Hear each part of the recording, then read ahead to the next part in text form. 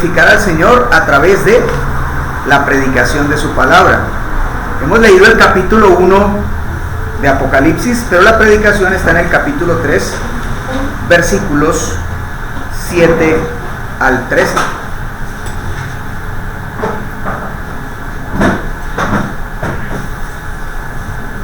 Apocalipsis capítulo 3, versículos 7 al 13. Por favor, ubíquese allí.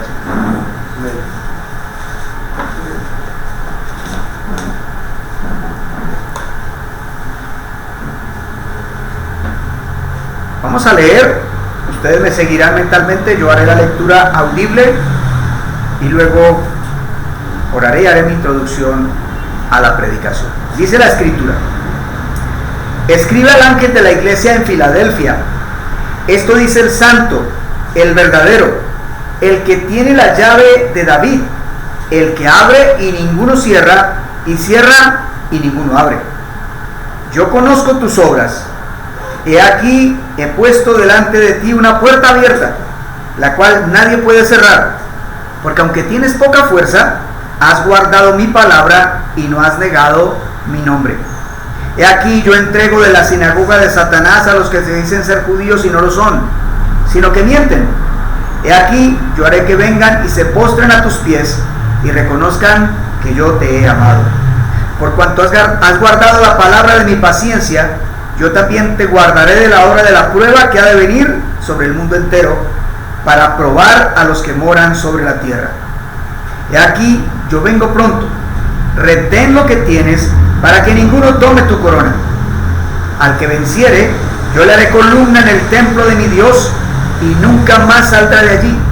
Y escribiré y escribiré sobre él el nombre de mi Dios y el nombre de la ciudad de mi Dios, la nueva Jerusalén, la cual desciende del cielo de mi Dios, y mi nombre nuevo.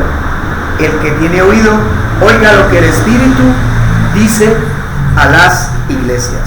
Permítanme orar por un instante. Señor, inútil como soy, pongo mi vida en tu presencia, confiado en que tú, Señor, hiciste hablar un asno, utilizaste a un falso profeta para bendecir a Israel, y el polvo y la ceniza de la tierra para hacer maravillas en Egipto.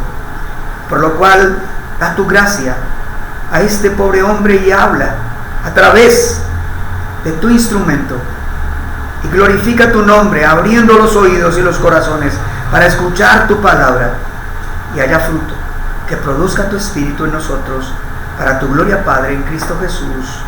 Amén. Bien, hermanos, la introducción de la lectura del capítulo 1 es muy importante, porque Juan no es Dios, y cuando Juan recibe la revelación que Cristo le da a través de su ángel, como dice la Escritura, Juan no conoce las iglesias todas a las que está dirigida cada una de estas cartas que van iniciando el mensaje de Apocalipsis. Y al principio el Señor se presenta ante Juan de una manera preciosa, como Él es, en su triple función. E iniciaremos de abajo hacia arriba, por decirlo en una escala, como profeta, como sacerdote y como rey. Profeta, que comunica la palabra de Dios fielmente. Sacerdote, que intercede y es el sacrificio para salvar a los que han de ser redimidos. Y rey, que ha muerto y resucitado y dirige a su nación, a su pueblo santo, adquirido por él un reino de sacerdotes. Y este Jesús está allí para hacer juicio sobre toda la tierra, pero como Pedro dijo, antes de hacer juicio sobre la tierra, primero lo hace sobre su pueblo. Y aquí lo vemos claramente, lo que Pedro dice, que Dios hará juicio sobre toda la tierra, pero para que no haya en los injustos incrédulos ninguna queja, el Señor iniciará su juicio primero por la iglesia, para que luego los injustos no digan: ¿cómo así que les pasó a ellos por alto y a nosotros sí nos va a condenar? Por eso dice: si el justo con dificultad se salva, ¿dónde aparecerá el impío? y el pecador. Así que esto es lo que está sucediendo aquí en el libro de Apocalipsis. Jesús se presenta como el triple oficio, profeta, sacerdote y rey de la iglesia y del mundo entero. Y vemos que le habla a 7 iglesias que nada tienen de contexto judío. Y aunque en alguna manera algunos judíos estaban en aquellas iglesias, esos judíos fueron un gran tropezadero para la iglesia gentil, porque ellos no admitían que los gentiles iban a ser parte de ¿qué? Del pueblo de Dios. Tanto que a Pedro le costó trabajo considerar que Cornelio, pero pensando que era un prosélito, pues posiblemente. Pero luego cuando en Samaria vino también el derramamiento del Espíritu Santo, Dios le tuvo que decir a Pedro: ve con aquel comandante del ejército, y luego a Samaria, habiéndole bajado un lienzo donde le dijo: mata y come. Y Pedro le dijo al Señor: no, pero al final sí, tenía que hacerlo. Pedro no entendía cómo los gentiles iban a ser involucrados en el pueblo de Dios, de tal manera que Pablo en la carta a los Gálatas dice que cuando Pedro vino a Antioquía tuvo que resistirlo cara a cara, porque Pedro estaba siendo hipócrita, porque no entendía cómo los gentiles iban a ser parte de la iglesia juntamente con los judíos, de tal manera que cuando los que venían de Jerusalén, de parte de Santiago, vinieron a Antioquía, Pedro ya no comía con los gentiles, sino que se retraía.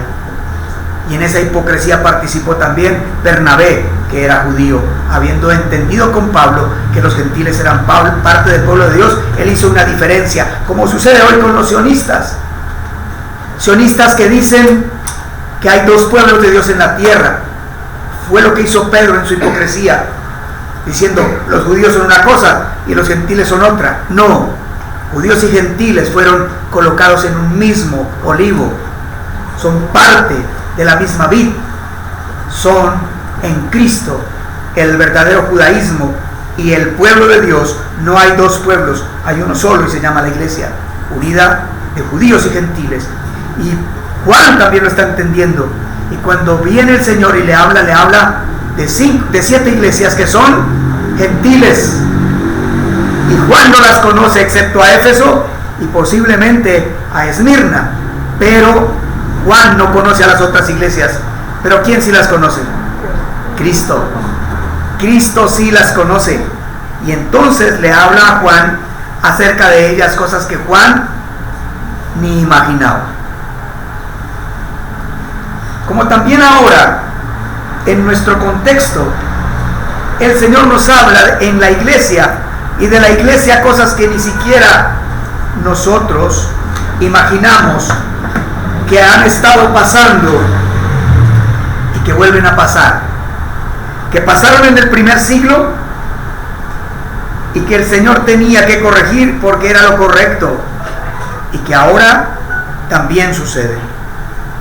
Así que para mi introducción diré que en el primer siglo de la era cristiana, que era un tiempo de cambios y adaptación a la verdad del Evangelio, ese Evangelio que había sido predicado por el Señor Jesús y luego fue predicado por sus apóstoles, pues ese Evangelio estaba siendo asimilado, y era obvio que hubiese de alguna manera entre los que lo están escuchando algunas confusiones, y que sea necesario que se aclaren esas cosas que fueron oídas, en especial después de que pasaron los apóstoles. Cuando se escribe Apocalipsis es cerca del año 90 o 95. Estamos terminando el primer siglo y ya la mayoría de los apóstoles habían muerto. Los sucesores de los apóstoles estaban dirigiendo las iglesias, pero ya se estaban infiltrando, como Pablo dijo, lobos rapaces, falsos profetas y falsos maestros. Ya lo vimos en una de las iglesias. Ya había un hombre al cual le dice el Señor: tú tienes nombre de que vives, pero estás muerto. Era alguien que no había nacido de nuevo y ya estaba predicando en una iglesia que había iniciado verdaderamente por los apóstoles. Ahora, la controversia más fuerte que se ve que el Señor Jesús toca es la controversia con el judaísmo. y ya al final del primer siglo la controversia con el judaísmo va a pasar y van a entrar otras controversias, pero es la controversia que está en boga en el primer siglo de la iglesia, y es que el judaísmo, creyendo que ellos son el emisario de Dios para la humanidad, todavía quieren imponer su autoridad, cosa que ya había cambiado con la muerte y resurrección de Cristo, porque Cristo claramente dijo lo siguiente: cuando Jesús se acercó a una higuera, Él dijo dos cosas acerca de una higuera y quiero que ustedes la recuerden. La primera fue una parábola. Dice que un señor tenía un terreno y era una vid, pero en medio de esa vid había una higuera, y el dueño de la vid dijo: corta esa higuera. ¿Por qué? Porque no ha producido nada, solo está haciendo estorbo ahí donde puede haber una vid, así que corta esa higuera. Miren que el Señor ya no se llama higuera, ¿cierto? Se llama vid u olivo, ¿cierto? La higuera era Israel, y dijo: corta esa higuera. Pero el que estaba allí arreglando la huerta dijo: déjame, Señor, que este año la abone. Era el año de la predicación de la gracia de Cristo, y si no diere fruto, la cortarás, ¿cierto? Y el Señor estuvo ¿en dónde? En Israel, y los abonó, y lloró sobre Jerusalén: como quise que estuvieran como los pollitos debajo de mis alas, y no quisisteis. Y antes de ir a la cruz, se acercó a una higuera, y en la higuera no había fruto, y el Señor dijo claramente: nunca jamás nadie coma fruto de ti, y la higuera inmediatamente se secó. Esa es la declaración de juicio sobre Israel. Por eso Israel jamás como pueblo de Dios florecerá, porque Israel como nación hoy en día sobre la tierra no es desde Cristo el pueblo de Dios. ¿Cuál es el pueblo de Dios? La iglesia, compuesta de judíos salvos y de gentiles salvos. Pero como ya el tiempo de los judíos con el tiempo de los apóstoles pasó, ahora, terminando el primer siglo, viene la era ¿de qué? De los gentiles. Y todo lo que va a ser acopiado a la iglesia va a ser en mayoría gentil. Hoy en día todavía se salvan judíos, sí, pero es una mínima parte en relación a la cantidad innumerable de gentiles que vienen a la iglesia. Así que el judaísmo quería aún mantener ese arraigo y lucharon ardientemente contra la iglesia. Pero ¿qué dice Jesús? Terminando este primer siglo, eso acabará. Ya no habrá más boga judía. Con todo, hoy en día todavía se levantan esos judíos mesiánicos hoy queriendo volvernos a las raíces judías, a las raíces hebreas, cosa que es una falsa doctrina y que ya Jesús la llamó sinagoga de Satanás. En Esmirna la llamó sinagoga de Satanás, y ahora en Filadelfia, porque son los que verdaderamente están luchando, las dos iglesias que verdaderamente están luchando por Cristo son Esmirna y Filadelfia. Las otras ya empiezan a sucumbir, incluyendo a Éfeso, donde Juan había estado. ¿Cómo empieza Éfeso? Perdiendo el primer amor. Cuando el Señor habló antes de ir hacia Jerusalén para morir con los discípulos, preguntó: ¿quién dicen los judíos que soy yo? Uno de los profetas o Elías, ¿cierto? Y él pregunta: ¿y ustedes, mis discípulos, quién dicen que soy yo? Y Pedro dijo: tú eres el Cristo, el Hijo del Dios viviente. Y Jesús dijo: Pedro, eso no te lo reveló sangre ni carne, y sobre esta roca edificaré mi iglesia, y las puertas del Hades no prevalecerán contra ella. Así que el judaísmo está pasando, Cristo es ahora, y en su iglesia lo que ha de prevalecer. Y esto nos habla allí cuando Jesús le dice a Pedro: y a ti te doy las llaves. Ya en el capítulo 1 vemos que el Señor dice: y tengo las llaves de la muerte y del Hades. A Pedro, cuando dice: sobre esta roca edificaré mi iglesia, dice: y a ti te daré las llaves del reino de los cielos. Quiero que tengan esto en cuenta por lo que vamos a mirar más adelante. Y esas llaves tienen que ver con la delegación que el Señor le da a su iglesia de las llaves que Él tiene, y para que con esas llaves se reconozca en la iglesia a los que son salvos y a los que no. Recuerdan que después de las llaves dijo: y todo lo que atares en la tierra será atado en el cielo, y todo lo que desatares en la tierra será desatado en el cielo. Algunos hablan de bendiciones y cosas. No se trata de eso. Se trata de decir que si la iglesia dice: este es creyente, será atado en el cielo como creyente o admitido. Y si la iglesia dice: este por su conducta no es creyente, en el cielo también se dirá: ese no es creyente. Es a eso a lo que se refieren las llaves del reino. Entonces ahora vamos a ver el texto, como lo hemos visto en las otras predicaciones, de la misma manera. La presentación de Cristo ante el ángel de la iglesia de Filadelfia, lo que Cristo conoce de este ángel y de la iglesia, lo que Cristo requiere del ángel y de la iglesia, y luego para toda la iglesia, los que tienen oídos para oír y al que vencieren. La presentación de Cristo a la iglesia de Filadelfia es la siguiente. Le dice a Juan: escribe al ángel de la iglesia de Filadelfia, esto dice el santo, el verdadero, el que tiene la llave de David. ¿Ven por qué de las llaves? El que tiene la llave de David, el que abre y ninguno cierra, y cierra y ninguno abre. Yo preguntaba cuál era la llave de David. Bueno, ya la Biblia tiene las respuestas, ¿no? Y esta me parece a mí una de las presentaciones del Señor que es muy especial. Inicia diciendo: el santo y verdadero. Eso es lo primero que dice, para asegurarle a este ángel de la iglesia que él jamás mentirá.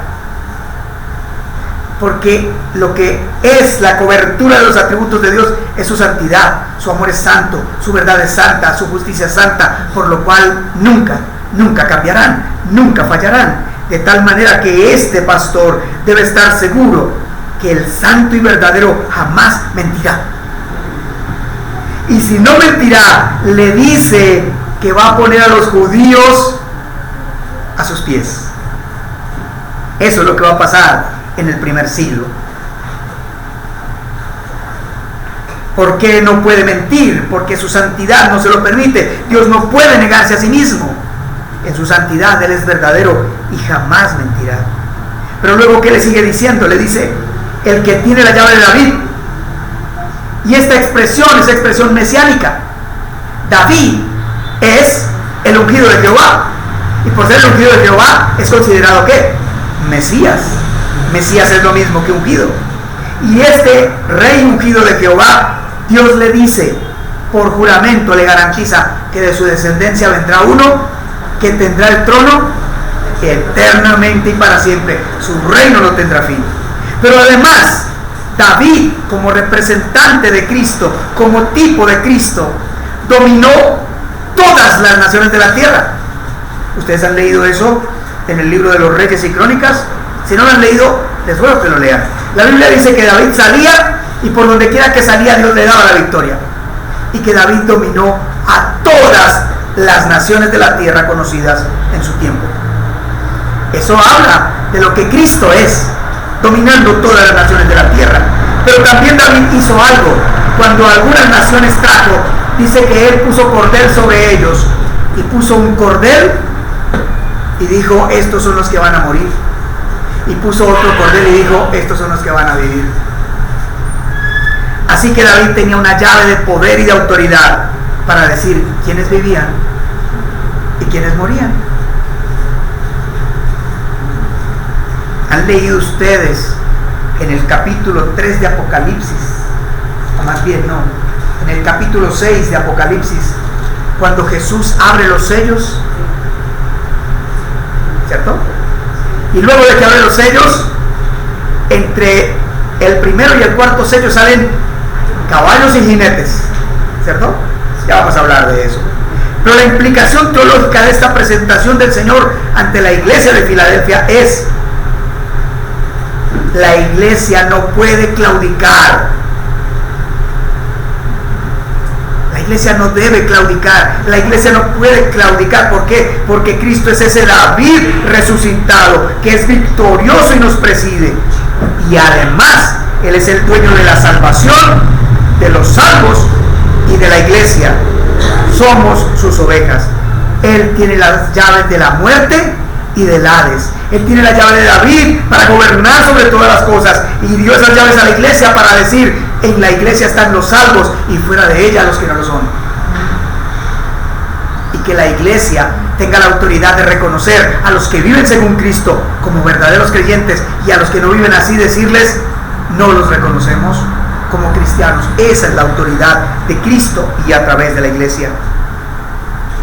Hemos dicho que hay un mensaje particular, y es: escribe al ángel de cada iglesia. Ese mensaje está escrito a este pastor. Por supuesto también involucrará a la iglesia, porque el pastor debe comunicar a su iglesia. Les dice algo que es lo que he titulado en esta predicación del mensaje a Esmirna: ninguno tome tu corona. Porque algunos han dicho: el Señor reprocha a Éfeso, reprocha a la Odisea, reprocha a Pérgamo, pero parece que a Esmirna y a Filadelfia no les reprocha nada. Pero a Esmirna le dijo: no temas. ¿Por qué? Porque ellos tenían miedo. Y a Filadelfia le dice: ten cuidado que ninguno tome tu corona. Y es que hay un gran peligro para Filadelfia como para nosotros, y es la infiltración de la falsa doctrina que inicia por el judaísmo, legalismo, cosas que se deben hacer, o nuevas objeciones, o nuevos mandamientos. ¿Recuerdan lo que dijo Eva, que posiblemente se lo enseñó a Adán y que era una exageración legalista? No, que ni lo tocara, ¿cierto? Más adelante también la Biblia, Pablo dice de esas doctrinas que enseñan: no toques ni gustes. ¿Ven? Cuando un hombre es permeado por la falsa mentalidad satánica que enseña una religión falsa, porque Satanás tiene un evangelio y predica a un Cristo, pero no es el Cristo crucificado, es un Cristo falso. El mayor predicador de la falsa doctrina es Satanás y todos sus emisarios, que se visten como ángeles de luz y predican un Cristo diferente. Y ya se estaba infiltrando en Éfeso, se estaba infiltrando en la Odisea, en Pérgamo. En Esmirna no pudo. Y el Señor les dice: aunque tienen poca fuerza y ustedes dicen que son pobres, ustedes son ricos. Y a esos que se llaman sinagoga, a esos que se llaman judíos, yo los aborrezco. Ellos son mentirosos, son sinagoga de Satanás. Así que todo el que se asocia con el judaísmo y quiere el legalismo y quiere inventar nuevas leyes tratando de que las normas de Dios no se invaliden, no es iglesia de Dios. Es más bien inspirado por el maligno. Y muchas iglesias hacen eso, ¿cierto? ¿Saben? Uno de los movimientos más peligroso y dañino que hubo en el siglo XIX y inicios del siglo XX es el mal llamado movimiento de santidad, que se involucró en las iglesias pentecostales, donde había que ayunar y orar y pelear batallas duras contra la carne, como el ascetismo. ¿Para qué? Para derrotar el pecado en la carne, de tal manera que enseñaba, como hay todavía en muchas iglesias pentecostales, que los cristianos pueden dominar el pecado en la carne. Eso es falsa doctrina. Ningún cristiano puede dominar el pecado en la carne. Debe luchar con él todo el tiempo, hasta la muerte. Quien domina el pecado en el cristiano es el Espíritu Santo, no el cristiano. Y esos movimientos empezaron en el primer siglo y han venido desarrollándose con sus alas hasta el presente. Pero el Señor le dice a este pastor que ninguno tome tu corona. Y Pablo a los Filipenses, en 4:1 de Filipenses, dice, Pablo les dice que ellos eran el gozo y la corona que él tenía, que él se gozaba en ellos, y les dijo: gozo y corona mía. ¿Qué es lo que es la corona de un creyente que predica la Escritura? A aquellos que se convierten a Cristo por la predicación fiel de la Escritura. ¿Saben que hay algunos que se convierten a Cristo por una predicación falsa? Aquellos que llegan a Cristo porque el Señor le hizo un milagro, porque restauró su hogar, porque le dio trabajo, porque le sanó una enfermedad, porque trató con su abuelita o con su tío. Ese es un falso evangelio. Y los que se convierten bajo esos términos no son salvos. Porque el que verdaderamente se convierte porque entiende que es un terrible pecador y necesita un Salvador glorioso como Cristo, que no merece ir al cielo y que sin Cristo está condenado al infierno.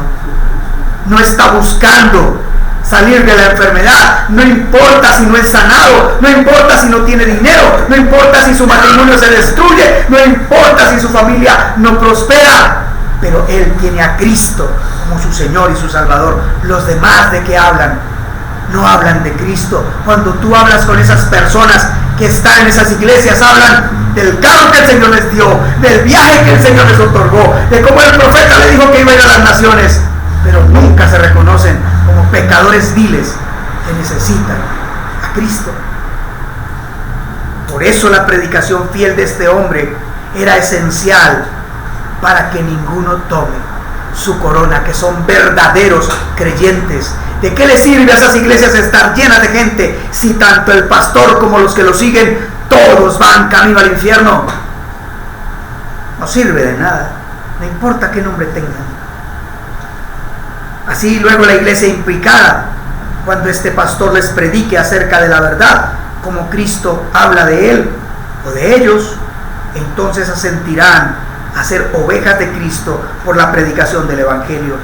Eso es lo que el Señor hace al presentarse ante este hombre, decirle: yo soy el que voy a guardar tu corona si sigues predicando fiel mi palabra. Ahora, ¿qué conoce Cristo del ángel, es decir, del pastor y de la iglesia de Filadelfia? Le dice: yo conozco tus obras y aquí he puesto delante de ti una puerta abierta, la cual nadie puede cerrar. ¿Quiénes querían cerrar la puerta de Filadelfia? Los judaizantes. Le querían cerrar la puerta, como el Señor le dijo a los escribas y fariseos hipócritas, que cerráis el reino de los cielos y ni entráis vosotros ni dejáis entrar a los que quieren entrar. Así son muchas iglesias hoy en día. Ni entran, ni dejan entrar a los otros porque predican un evangelio falso. Dice que esa puerta abierta está ahí, la cual nadie puede cerrar, porque el que tiene las llaves para cerrar y abrir es Cristo. Dice: porque aunque tienes poca fuerza, has guardado mi palabra y no has negado mi nombre. Dos cosas: no has negado mi palabra y no has negado mi nombre. Porque hay ya en el primer siglo quienes están negando el nombre de Cristo, no solo al decir que no creen en él, no, hoy en día también, como en ese primer siglo, hay quienes niegan a Cristo incluso dentro de iglesias de sana doctrina, creyentes que niegan a Cristo. Yo vuelvo a decirles acerca de aquel creyente que cuando llegamos a su empresa nos dijo: no le va a decir a mi jefe que soy cristiano. ¿Por qué? Porque si no me echan. Tú nunca le has dicho no, él ni siquiera sabe. Odia a los cristianos. Eso es negar a Cristo, eso es negar su palabra. Pero hay otra forma en que ya estaban negando a Cristo, y es predicando un evangelio diferente que no exalta los verdaderos atributos del Redentor. Los verdaderos atributos del Redentor son darle una familia feliz. Los verdaderos atributos del Redentor es darle un matrimonio próspero, una vida próspera. Eso es lo que ofrecen las iglesias. Para de sufrir. Ven, recibe tu bendición. Dios te va a dar el mejor trabajo. Dios te va a mantener con salud. A los hijos de Dios la enfermedad no los toca. Reprenda la enfermedad. La enfermedad no debe ser parte del creyente. Mentiras, mentiras y más mentiras. Pero eso es lo que quieren escuchar. Y ya están negando las verdaderas atribuciones o atributos del verdadero Redentor, porque el verdadero Redentor no vino a que tengas una familia feliz, a que tengas salud, a que tengas un mejor trabajo. Eso es secundario. Vino a salvarte de la ira de Dios. Y cuando no se predica a ese Redentor, se está negando la palabra de Cristo y al mismo Cristo. Así que si cualquiera le predica un evangelio de esos, dígale: usted no predica a Cristo, ese es otro Cristo. Predicar un evangelio falso es predicar un Cristo falso. Y yo ya estuve en una iglesia falsa y sé que un Cristo falso es un falso arrepentimiento, es una falsa conversión, es un falso cristianismo. Están muertos en delitos y pecados. Predicar un evangelio falso es predicar un Cristo falso, por lo que es lo mismo que negar al verdadero Cristo. Ya Éfeso había perdido el primer amor, pero aún peor, Pérgamo y Tiatira estaban aceptando la falsa doctrina y promoviendo prácticas que ni Cristo ni sus apóstoles permitirían. A pesar de ello, iglesias como Esmirna y Filadelfia estaban haciendo lo correcto en medio de contradicciones, persecución y tribulación. ¿Qué es lo que no quiere la iglesia de antaño y la de hoy? Tribulación, persecución, contradicciones y aflicción. ¿Por qué queremos que gane este o aquel? Querido hermano, yo se lo aseguro que no es para que usted quiera predicar el evangelio, es para que no haya sufrimiento, para que no haya persecución. Pero si el Señor quiere que haya persecución, la habrá, porque la iglesia tiene que ser santificada, y punto. Ahora, hermanos, de Filadelfia no se dice cuáles son las obras que hacía. Ahí no dice. Dice: yo conozco tus obras, pero pasa luego a decir: he aquí he puesto delante de ti una puerta abierta. No dice qué obras estaba haciendo, pero el Señor las conoce. Y el Señor sabe que a pesar de esas obras que está haciendo, está teniendo gran contradicción, está siendo resistido. Pero el Señor le dice: no te preocupes por lo que ellos están haciendo. Yo he puesto delante de ti, pastor, porque el pastor va delante de las ovejas, una puerta abierta. Y si la puerta está abierta para el pastor, está abierta para las ovejas. Por eso cuando un pastor verdadero predica la verdad, hay salvación. Cuando un pastor falso no predica la verdad, solo hay condenación. No puede haber otra cosa. Algunos piensan en la media salvación y en la media condenación. Que si vamos a una iglesia que es medianamente falsa, todavía podemos salvarnos. No es cierto, hermanos. No es cierto. La iglesia no se sostiene, persevera y es fiel, sino solamente por la obra de Cristo y a través de su Espíritu, por su palabra. La iglesia no se debe creer que por su fuerza y valor persevera. No, por eso el Señor se atreve a decirle al uno: tú eres pobre pero eres rico, y al otro: tú tienes poca fuerza. Porque ¿quién fue a quien le dijo el Señor que eran bienaventurados? A los pobres en espíritu, a los que son pobres y necesitados, a los que lloran. Y qué bienaventurada es una iglesia cuando sufre y cuando llora por amor a Cristo y al evangelio verdadero. Qué bienaventurada es una iglesia que sufre y milita llorando y humillándose ante Cristo por causa del evangelio verdadero. No debería de ninguna manera intimidarse, porque hay delante un Cristo glorioso y una puerta abierta que nadie puede cerrar. Aunque nosotros tenemos poca fuerza, apoyarse en Cristo y en su santa palabra es la fuerza y el poder para seguir caminando. Así que Cristo conoce las obras y sabe que a pesar de lo que está haciendo, no cree que pueda entrar. Pero el Señor le dice: no te preocupes, he puesto una puerta abierta.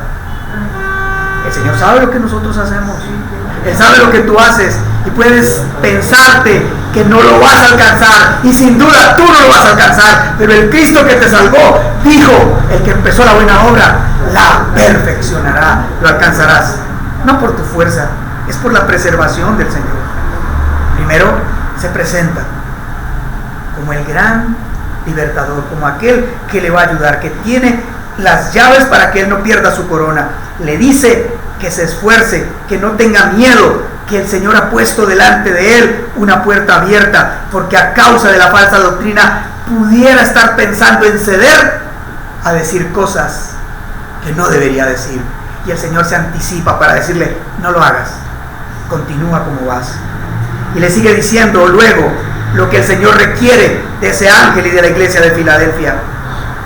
Le dice para animarlo: he aquí yo entrego de la sinagoga de Satanás a los que se dicen ser judíos y no lo son. ¿Quién dijo Pablo que eran los verdaderos judíos? ¿Los externos o los que tienen la circuncisión interna en el corazón? ¿Quiénes son esos que tienen la circuncisión interna en el corazón? Todos los creyentes en Cristo. Entonces, ¿cuáles son los verdaderos judíos? Toda la iglesia del Señor. Estos que están fuera, que son del judaísmo, no son judíos, sino que mienten. Dice, he aquí yo haré que vengan y se postren a tus pies y reconozcan que yo te he amado. ¿Por qué? ¿Cómo va el Señor a decir, quiero que ellos reconozcan que yo te he amado? Porque tú me amas, por cuanto has guardado la palabra de mi paciencia. Jesús dice, yo te amo como dijo él con el Padre. El Padre me ama porque yo hago siempre lo que Él me dice. Y Jesús le dice a este pastor, yo a ti te amo porque tú haces lo que yo te digo. Y como tú haces lo que yo te digo, me muestras que me amas. Y entonces, porque has guardado la palabra de mi paciencia, yo voy a hacer que esos mentirosos caigan a tus pies por la doctrina y reconozcan ellos que yo te he amado. Dice, también te guardaré de la hora de la prueba que ha de venir sobre el mundo entero para probar a los que moran sobre la tierra. Y aquí yo vengo pronto. Y luego le dice, esto es lo que más le demanda, retén lo que tienes para que ninguno tome tu corona. ¿Sabe cuándo un pastor que predica fielmente la palabra pierde su corona? Cuando cambia el mensaje. Cuando cambia el mensaje pierde su corona. Lo primero que el Señor hace con el pastor de Filadelfia es decirle que es probable que a causa de los judaizantes él esté sucumbiendo, pero que él los va a entregar a descrédito bajo sus pies. En la expresión que el Señor le dice, yo haré que vengan y se postren a tus pies y reconozcan que yo te he amado. ¿Acaso ellos van a venir literalmente a postrarse a sus pies? No. Pero la doctrina, ellos entenderán que es una doctrina que Dios respalda. En cambio la de ellos no. La Biblia dice claramente que todos los enemigos de Cristo serán puestos por estrado de sus pies. Y dice que los pies de Cristo son su iglesia. Así que todas las falsas doctrinas quedarán bajo el dominio de la verdadera doctrina predicada por la iglesia. Así que eso es lo mismo que está diciendo la Escritura, que bajo Cristo serán puestos todos sus enemigos. Y el judaísmo obsoleto, el Señor está diciendo que ese judaísmo obsoleto es enemigo de Cristo y Él lo ha de poner a los pies de la iglesia. ¿Por qué? Por cuanto has guardado la palabra de mi paciencia. Y también dice, te guardaré de la hora de la prueba que ha de venir sobre el mundo entero para probar los que moran en la tierra. Ahora, esto no es para el tiempo del milenio, porque nosotros somos los que creemos, los reformados, bautistas reformados, particulares, creemos que el milenio ya se está viviendo. Es un milenio que está en camino. Y entonces el Señor le dice a este pastor que es de gran estima ante sus ojos, ante los ojos de Cristo, que la palabra de su paciencia se predique pura y verdadera. ¿Y cuál es la palabra de la paciencia del Señor? Ahora les voy a decir primero lo que no es. Lo que no es la palabra de la paciencia de Cristo es el mal llamado evangelio de la prosperidad. Ese evangelio de la prosperidad no es la palabra de la paciencia de Cristo. No es.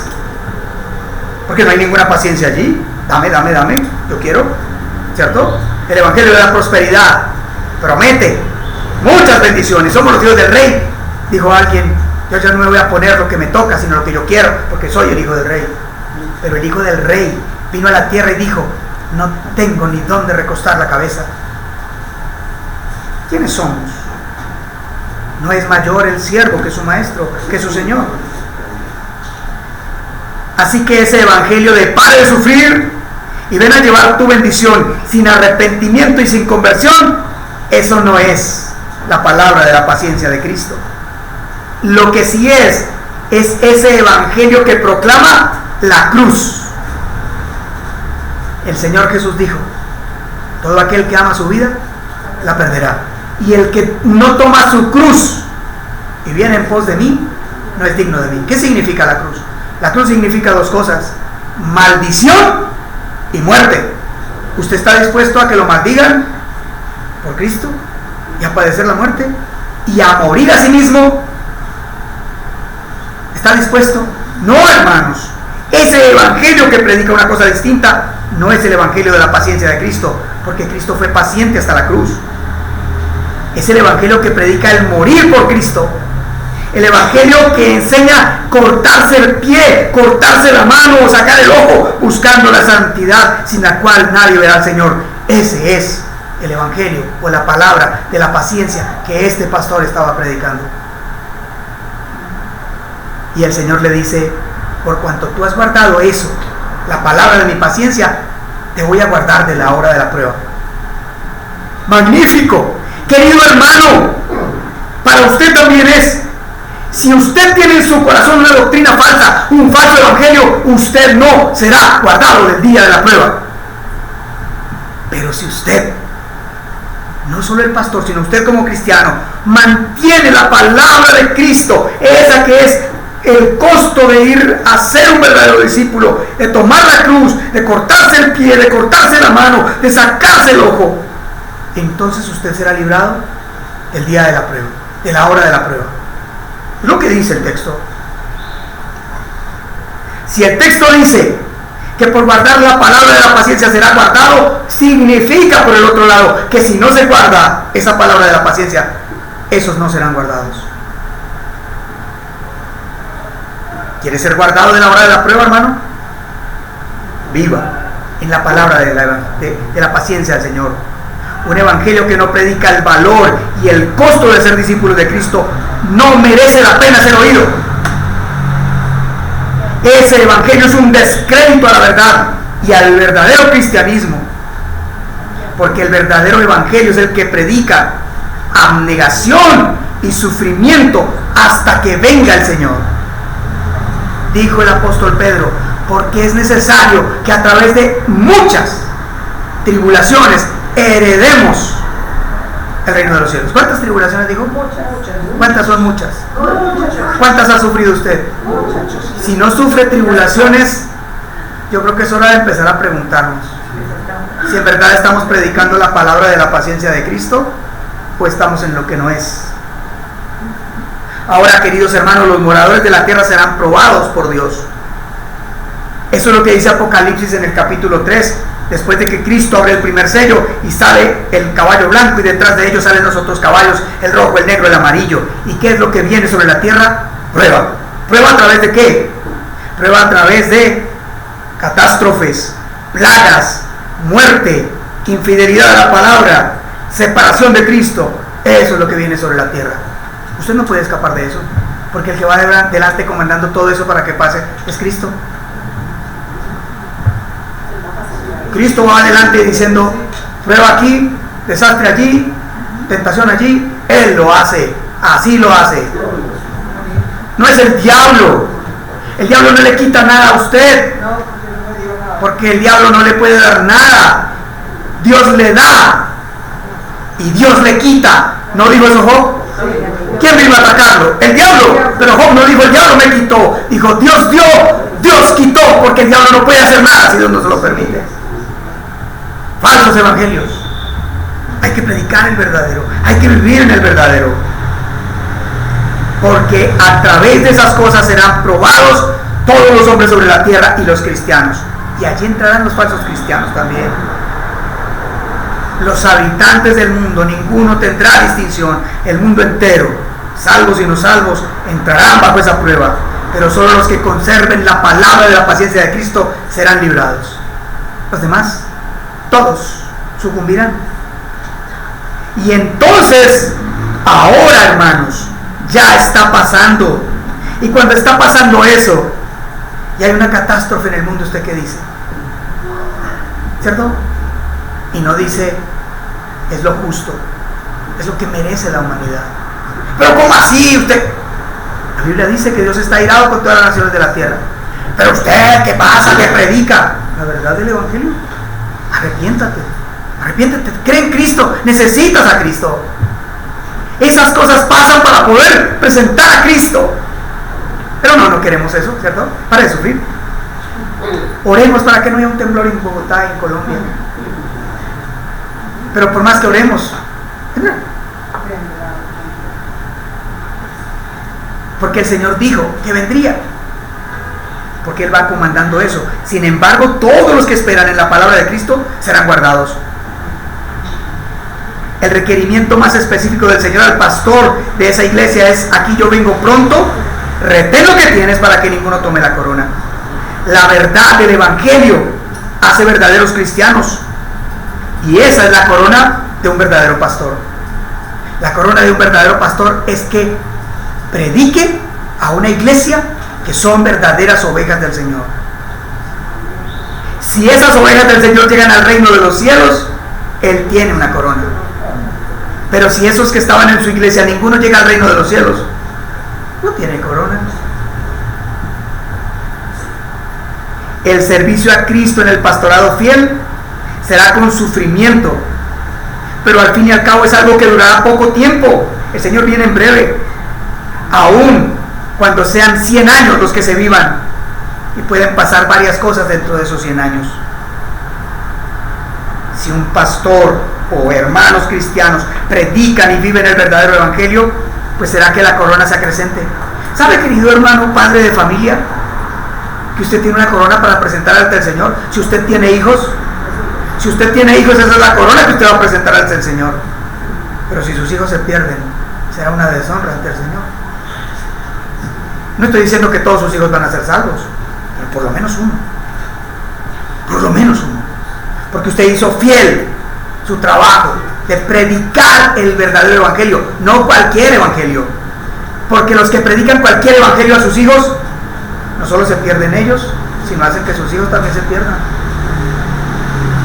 Porque lo que puede pasar en esos años primero es que la corona se acrecente con una congregación creciente de salvos en Cristo, o perder la corona si predica otro evangelio y lo que pastorea son cabras en lugar de ovejas. ¿Saben que puede haber una congregación de solo cabras? ¿O de perros y cerdos? Yo me atrevería a decir que conozco una congregación grandísima, llena de perros y cerdos, por allá al norte, por la autopista, por ahí cerquita, llena de perros y cerdos. Ellos van allá todos los días al lugar de su lugar y salen luego a revolcarse en la porquería de la inmundicia. Ninguno de ellos es cristiano. Borrachos, maldicientes, adúlteros y fornicarios, y van a esa iglesia a recibir bendiciones, y todos reciben casa, carro y beca, pero todos van camino al infierno. La segunda cosa que puede pasar es que al morir en la venida de Cristo, pues sea recompensado por su corona.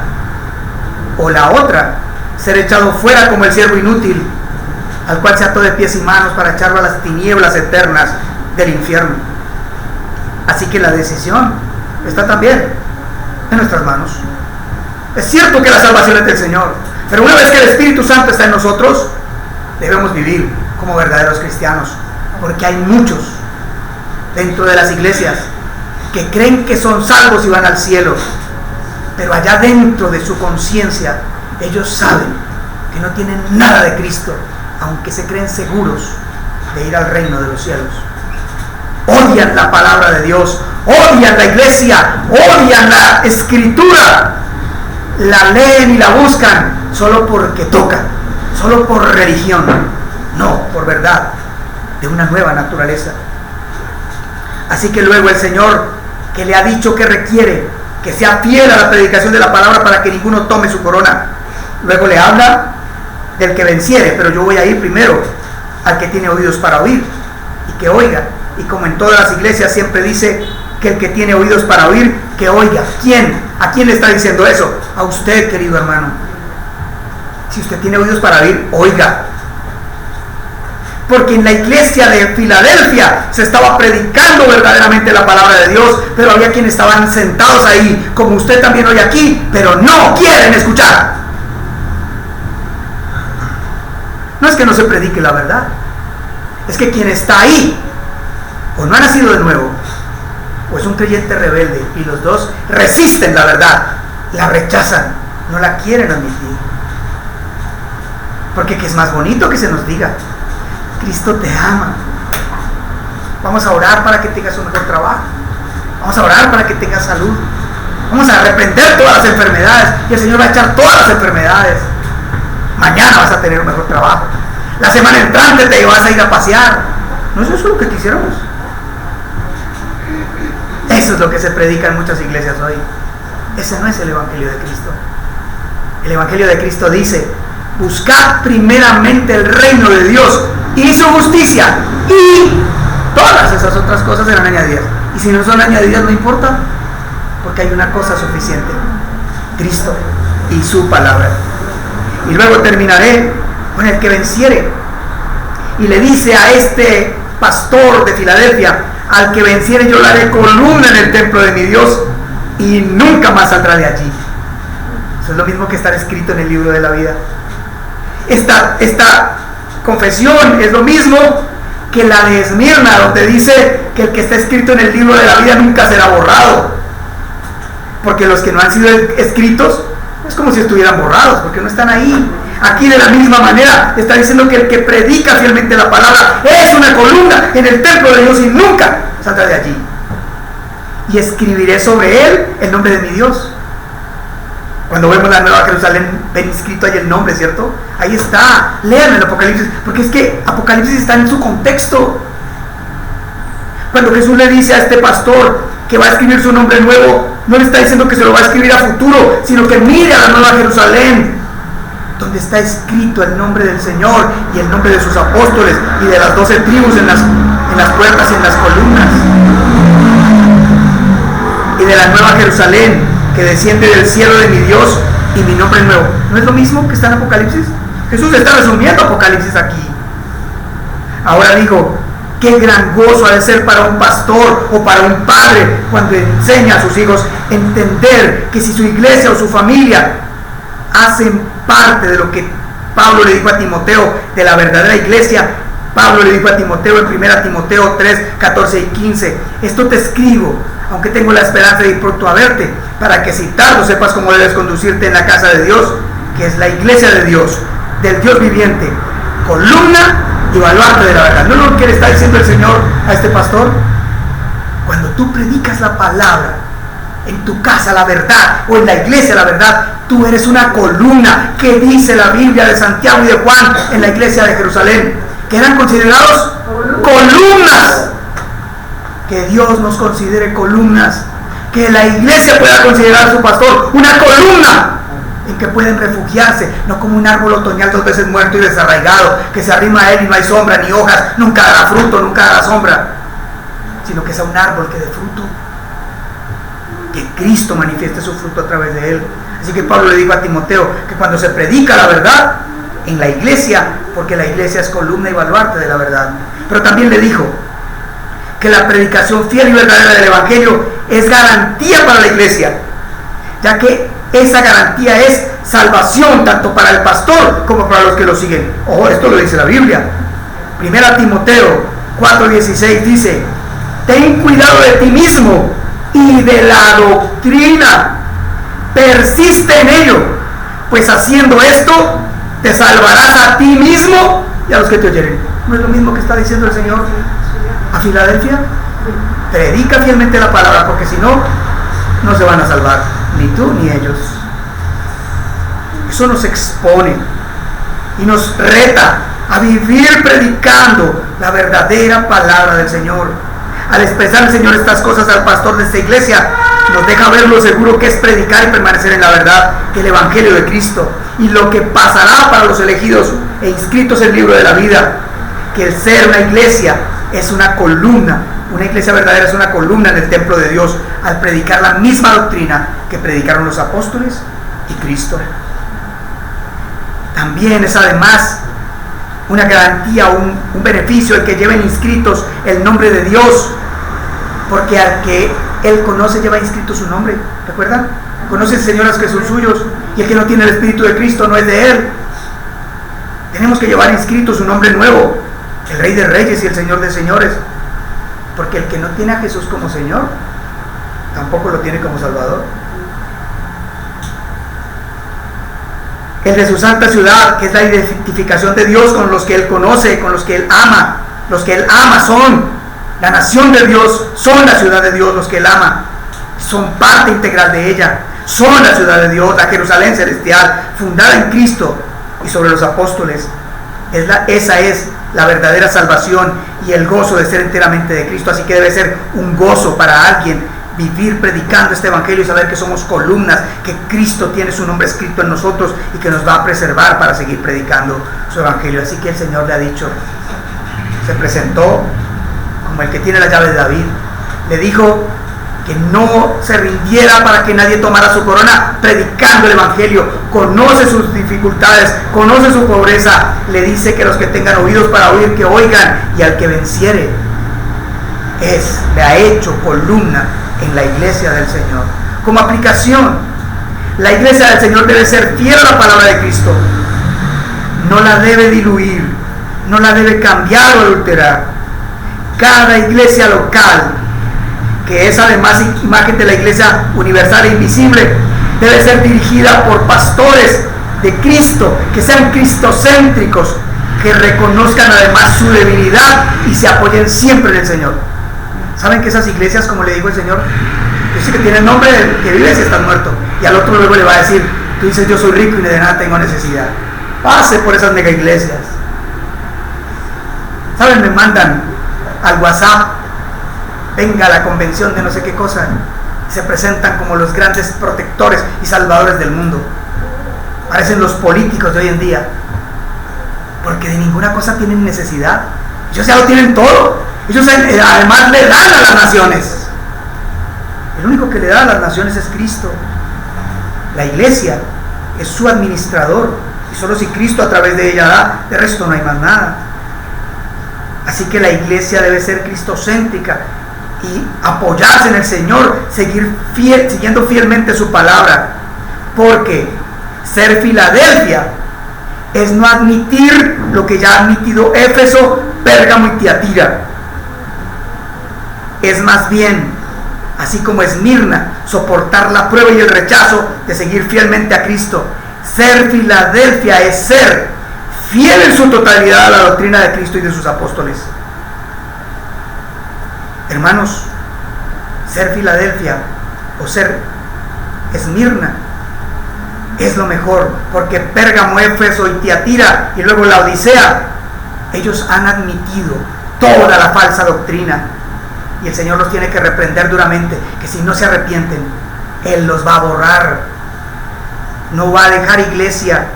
Como conclusión, hermanos, hoy en día hay iglesias en todo el mundo que se quieren hacer llamar Filadelfia, pero que están años luz de ser la expresión de la Filadelfia del primer siglo, puesto que en ellas ya se infiltró la doctrina de los nicolaitas, la doctrina de Balaam y la doctrina de Jezabel.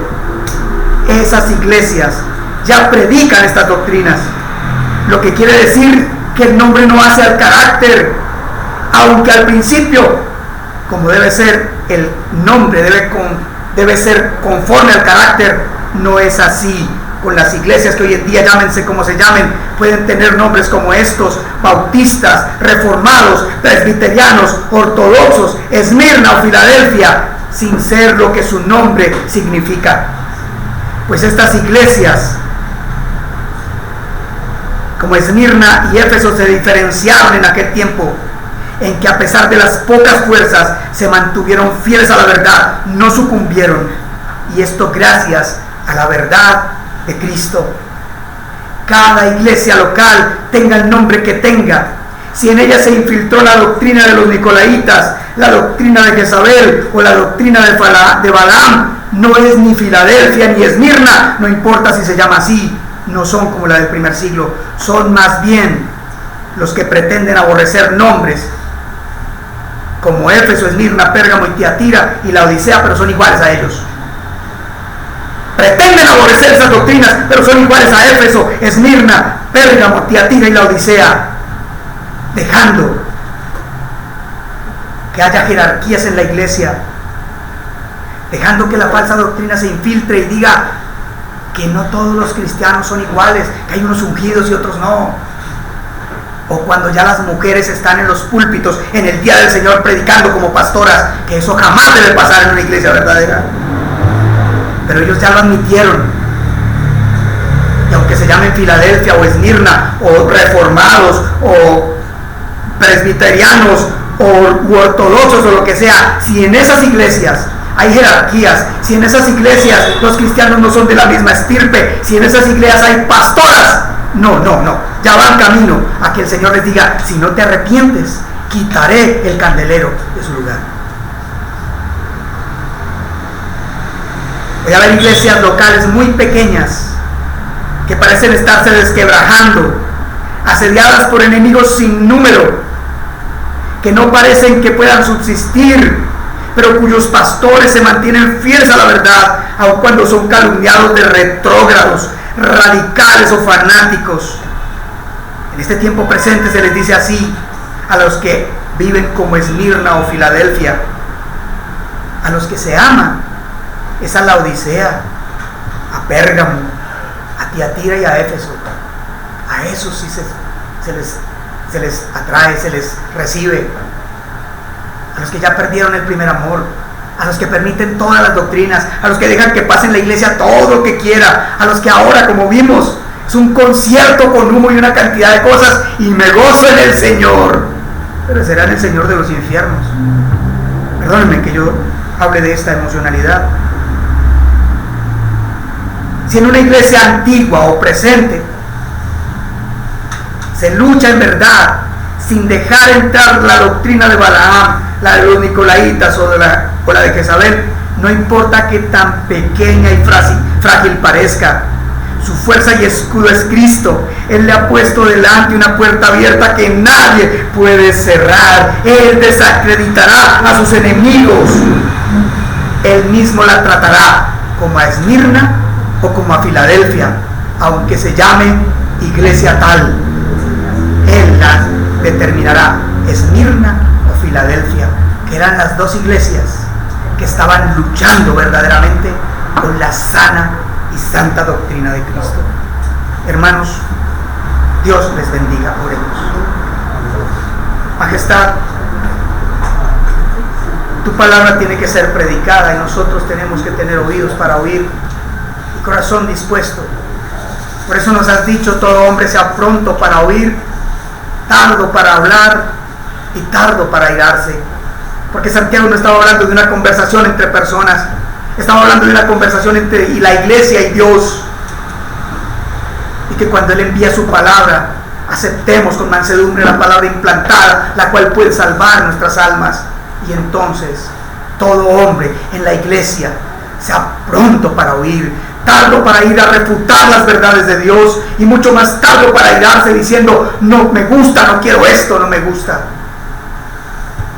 Porque los que hacen eso rechazan a Cristo y seguramente pueden llegar a ser bastardos, porque los hijos aceptan la disciplina y son corregidos para que no se pierdan con el mundo.